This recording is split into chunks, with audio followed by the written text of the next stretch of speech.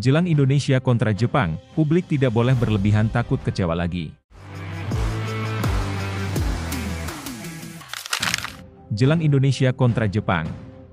Pelatih Jepang Moriyasu mengakui kehebatan ST pelatih kelas dunia dan berhasil membangun sepak bola Indonesia. Saya berbicara dengannya ketika saya bertemu dengannya, dan menurut saya dia adalah pelatih yang sangat baik, kata Moriyasu dilansir dari Nikkei Sports, Jumat, 8 November 2024. Dia mencapai hasil di Korea Selatan dan memimpin mereka ke Piala Dunia, dan dia memiliki pengalaman berkompetisi di kancah dunia, ujar Moriyasu. Tidak ada keraguan dia membantu memperkuat tim dan mengembangkan sepak bola Indonesia, puji pria berusia 56 tahun itu.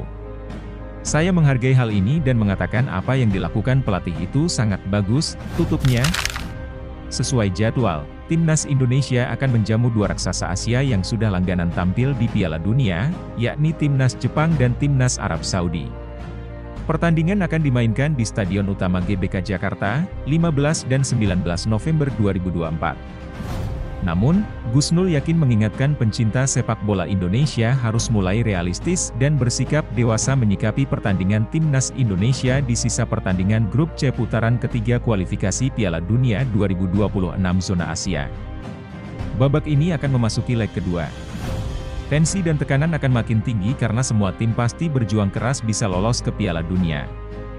Dalam momen seperti ini, pendukung Timnas Indonesia harus realistis dan dewasa.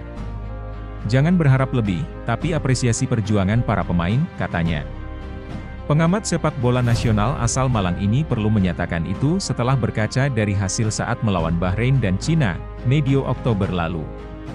Sebelum pertandingan, publik berharap Timnas Indonesia bisa dapat meraih poin banyak dari dua partai itu.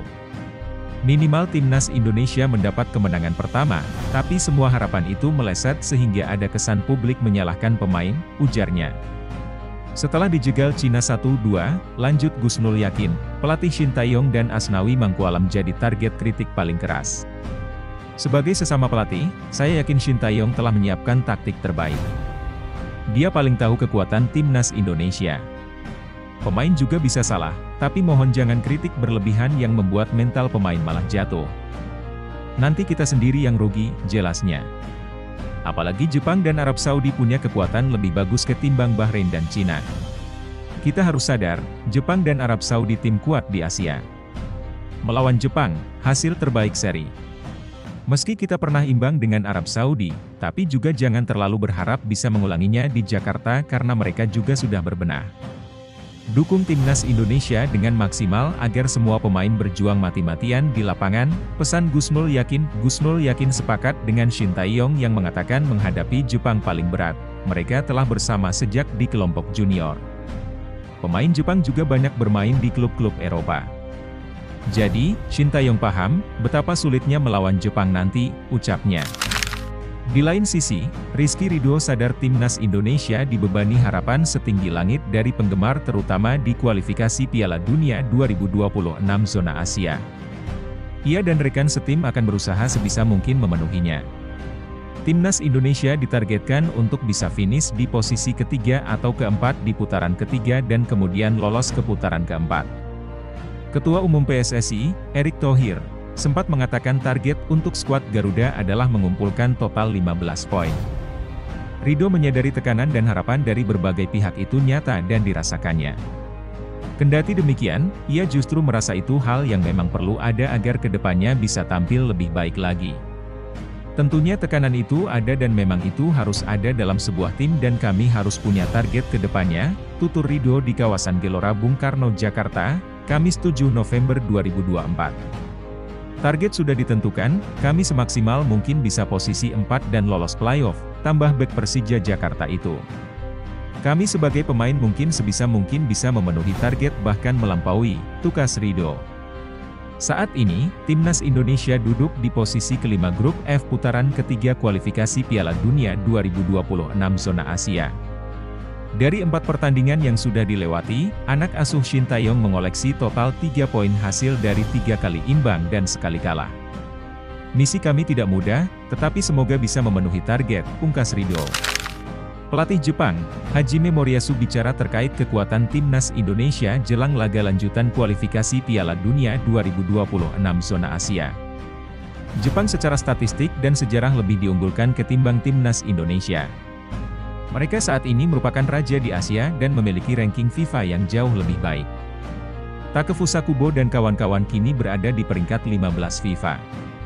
Sedangkan timnas Indonesia berada di posisi ke-130. Pun, di klasemen sementara grup C saat ini, Jepang belum terkalahkan. Dari 4 laga, mereka meraih 3 kemenangan dan sekali seri. Mengoleksi 10 poin dan membawa mereka berada di puncak klasemen. Sedangkan timnas Indonesia di peringkat kelima dengan 3 poin, hasil dari 3 kali imbang dan sekali kekalahan. Meski bagai bumi dan langit, pelatih Jepang, Hajime Moriyasu tidak menganggap timnas Indonesia sebelah mata. Moriyasu justru mengakui timnas Indonesia bisa saja membuat kejutan jika mereka tak waspada. Dia menyoroti 2 hal pada tim besutan Shin Tae-yong itu. Mereka adalah tim yang bisa memainkan pertahanan solid dan serangan cepat, kata Moriyasu soal kekuatan timnas Indonesia dilansir dari Nikkan Sports, serta bisa memberikan tekanan intens dari depan untuk menggagalkan apa yang ingin dilakukan lawan dan bergerak ke arah gawang. Kita tidak boleh gegabah melakukan tekanan, Moriyasu sudah menyiapkan skema untuk menangkal 2 kelebihan timnas Indonesia. Dia berharap pemainnya bisa cerdik memanfaatkan kesempatan. Lawan akan bermain sangat cerdik, namun kami akan bermain lebih cerdas lagi dan mengungguli mereka, ucap pria 56 tahun ini soal bagaimana cara meredam gaya negatif Indonesia, menghadapi lawan dengan pertahanan yang solid. Kami ingin menciptakan lebih banyak peluang untuk mencetak gol tidak seperti saat melawan Australia Oktober lalu, tegasnya.